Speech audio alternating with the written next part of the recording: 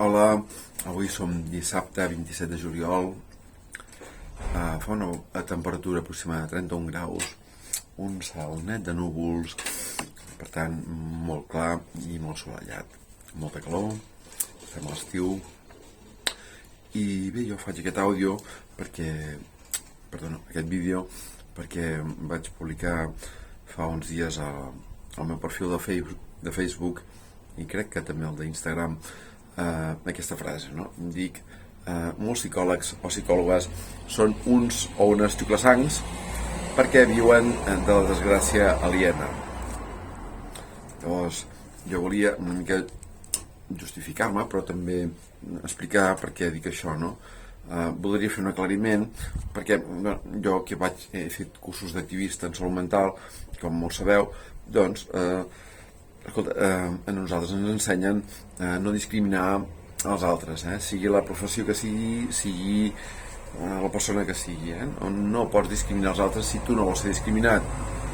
Evidentment,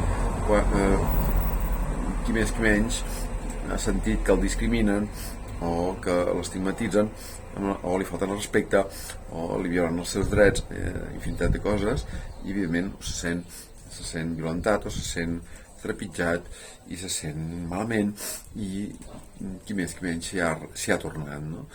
I en aquest cas jo tampoc soc una excepció, i en aquest sentit doncs, no em considero perfecte, perquè tampoc he aconseguit controlar els meus impulsos. A vegades soc molt impulsiu i a vegades esclato, no? I quan esclates doncs t'endús per endavant molta gent, la sensibilitat de moltes persones, i també he faltat el respecte a altres persones, i no em considero pas un exemple en aquest sentit, però evidentment reflexionar-hi al voltant d'això doncs té la seva cosa, no? Llavors, quan jo parlo dels psicòlegs d'aquesta manera i que són uns xuclassancs i que viuen de la desgràcia aliena, em baso en la meva experiència passada, no? Que he tingut amb professionals amb els quals he hagut d'anar pagant, o la meva família ha pagat perquè jo anés al psicòleg, no?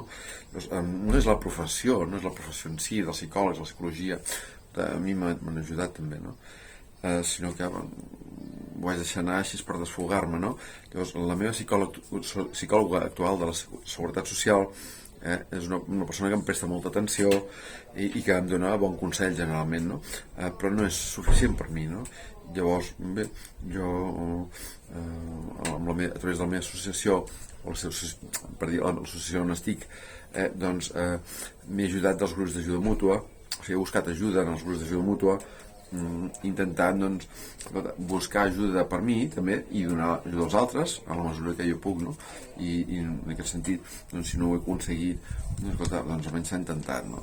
I arrel una mica d'això que estic parlant, aquí he fet un escrit que dic: he après que no s'ha de desitjar la desgràcia dels altres, perquè la vida tot té un retorn cap a la teva persona, positiu o negatiu.